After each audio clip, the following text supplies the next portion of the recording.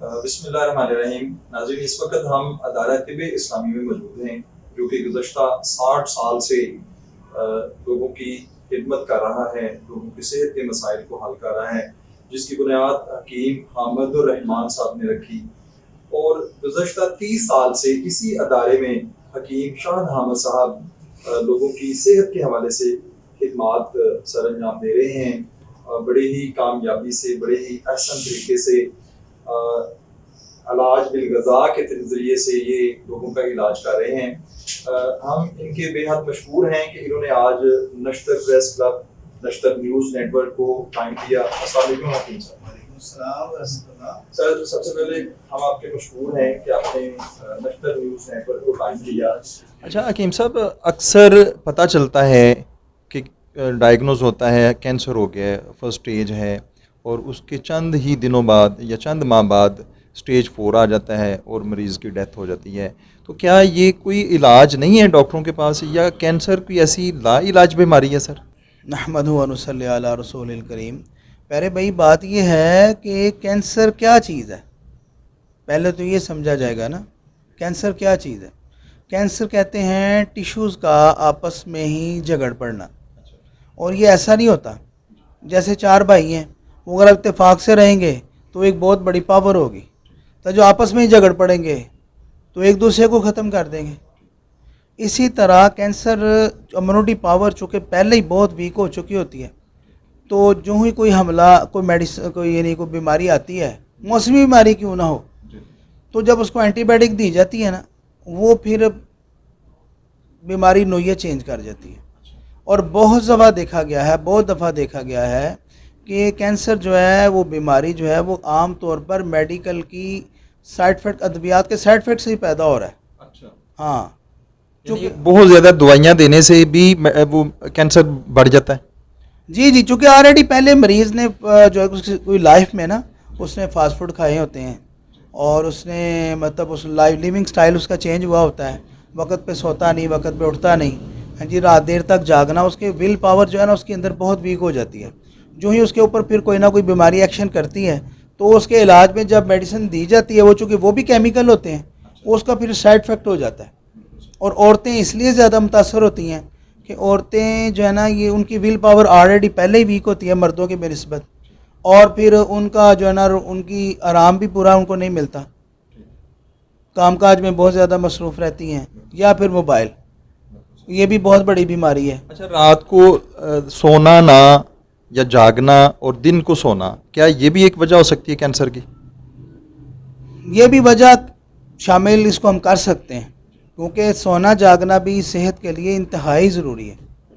انسان سارا دن کے کام کاج سے جب تھکتا ہے تو رات کو سوتا ہے، صبح اٹھتا فریش ہو جاتا ہے. وہ کیا ہوتا ہے، سونے کی حالت میں انسان کے اندر ٹیشوز جو ہیں وہ چینج ہوتے ہیں، اور جو فریش ٹیشوز ہیں، جو نئے پیدا ہوئے ہوتے ہیں، وہ باڈی کے اندر جذب ہو جاتے ہیں، اور وہ ٹیشو جو سارا دن کے کام کاج سے ٹوٹ پھوٹ جاتے ہیں یا ڈیڈ ہو جاتے ہیں، وہ پھر آنتوں کے رستے اور پیشاب کے رستے، مثانے کے رستے جو ہے نا وہ باہر نکل آتے ہیں. یعنی جو تعمیری کام ہے سیلز کا، وہ رات کو نیند کی صورت میں ہوتا ہے.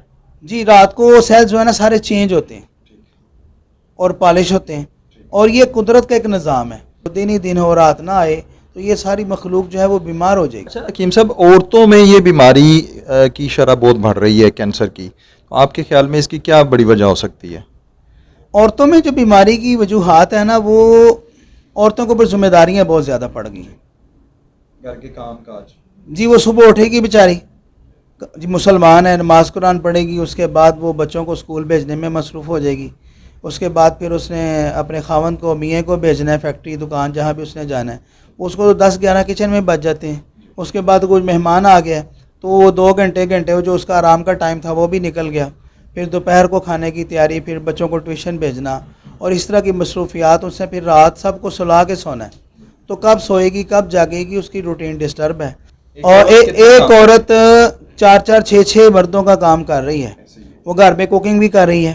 خان سامنے کو آپ 15,000 تنخواہ دیں گے، ٹھیک ہے، گھر کے آئے گئے کا دھیان بھی رکھ رہی ہے، مہمان نوازی بھی کر رہی ہے، کھانا بھی پکا رہی ہے، بچوں کو اسکول بھی بھیج رہی ہے، بچوں کو لک آفٹر بھی کر رہی ہے، اور کئی جگہوں پہ بچوں کو پڑھا بھی رہی ہے. جی ساتھ ٹیچنگ بھی کر رہی ہے، بچوں کو ان کا وہ بھی خیال رکھ رہی ہے. آئے گئے کا بھی اس نے باہر جو ہے نا وہ دھیان رکھ رہی ہے.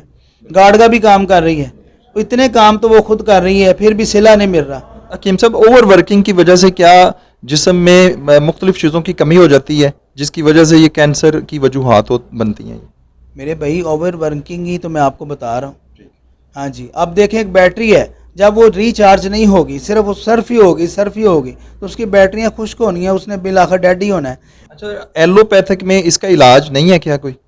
एलोपैथी में जो असल में कोई भी दवाई चूँकि नेचुरली नहीं है, वो सारे केमिकल और पॉइज़न है, विटामिन जो है वो भी कुदरती नहीं है, वो भी मसनूई हैं सारे। उसके साथ वक्ती तौर पे मरीज़ा को हेल्प तो मिलती है लेकिन उसका इलाज नहीं होता। इलाज के लिए हमें हर्बल और देसी जड़ी बूटियों की तरफ आना पड़ेगा और कुदरती ग़िज़ाओं की तरफ आना पड़ेगा।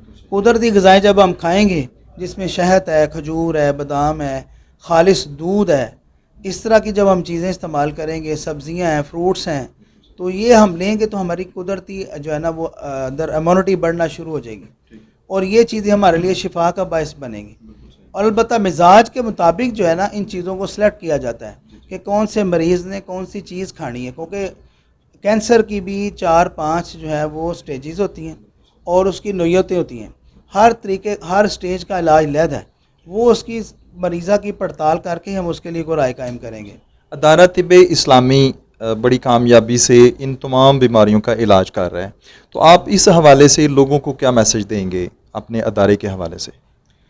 मैसेज बहुत आसान है जी। हाँ जी, अगर तो हम देखें जी, हमारे अदारे का नाम है तिब्बे इस्लामी, इस्लाम वाली तिब। अगर तो हम इस्लामी तिब के ऊपर आ जाएं, इस्लामी तर्ज ज़िंदगी के ऊपर आ जाएं, तो फिर किसी भी दवाखाना या किसी भी हॉस्पिटल या किसी भी डॉक्टर की ज़रूरत ही नहीं रहती। हाँ, जब इंसान इस्लामी असूल के मुताबिक सुबह फजर के बाद उठेगा, नमाज़ पढ़ेगा, कुरान पढ़ेगा, अज़कार करेगा, तौबा इस्तग़फ़ार करेगा, फिर इसके हलाल के साथ वो नाश्ता करेगा, बर वक्त नाश्ता करेगा, फिर अपनी ज़िम्मेदारियाँ संभालेगा, काम काज पे जाएगा, हैं जी। इसी तरह फिर रात को वक़्त पे आएगा, अपने माँ बाप के साथ, बीवी बच्चों के साथ बैठेगा और फिर खाना जो है ना वो खाएगा। जैसा कि हमने पीछे रमज़ान गुजारा है, तो रमज़ान एक सालाना तरबीती ट्रेनिंग है। हमें चाहिए कि हम उसी रूटीन को सारा साल कायम रखें। फिर वक्त पे हम सोएंगे, नींद अच्छी होगी तो सब बीमारियां खुद ब खुद ख़त्म होना शुरू हो जाएंगी। अलबत्ता मैसेज यही है कि आप गैर फितरी ज़िंदगी को छोड़कर इस्लामी तर्ज ज़िंदगी पे आएँ और इस्लामी तरीक़ेकाज पे आएँ और नेचुरल हर्बल कुदरती जड़ी बूटियों से अपना इलाज करवाएँ। उसके लिए इंशाअल्लाह हम हाजिर हैं। बहुत शुक्रिया हकीम साहब, आपने बड़ी डिटेल से हमें बताया कि नेचुरल लाइफ जो है, नेचुरल कुदरती ज़िंदगी जो है वो इस्लामी ज़िंदगी है और हमें उसकी तरफ आना पड़ेगा। हमें अपने गैर फितरी खाने पीने के अंदाज़ को चेंज करना पड़ेगा, हमें गैर फितरी सोने जागने के अंदाज़ को चेंज करना पड़ेगा, हमें अपने गैर फितरी तरीक़ा इलाज को भी चेंज करना पड़ेगा। हमें फ़ितरत के इलाज के मुताबिक और फ़ितरत के असूलों के मुताबिक ज़िंदगी गुजारनी होगी अगर हम सेहतमंद रहना चाहते हैं। तो इस हवाले से अदारा तिब्बे इस्लामी लोगों के लिए एक बहुत बड़ी खिदमत कर रहा है। ये बहुत बड़ा एजाज़ है अदारा तिब्बे इस्लामी को कि यहाँ पे ऐसे लोग आते हैं जो डॉक्टरों के नज़र में, डॉक्टरों के हवाले से लाइलाज होते हैं। उनकी बीमारियाँ इतनी बिगड़ चुकी होती हैं कि डॉक्टर उनका इलाज करते हुए घबराते हैं और बल्कि उनको लाइलाज करार दे देते हैं और यहाँ पे आकर अल्लाह ताला उनको शफा देता है।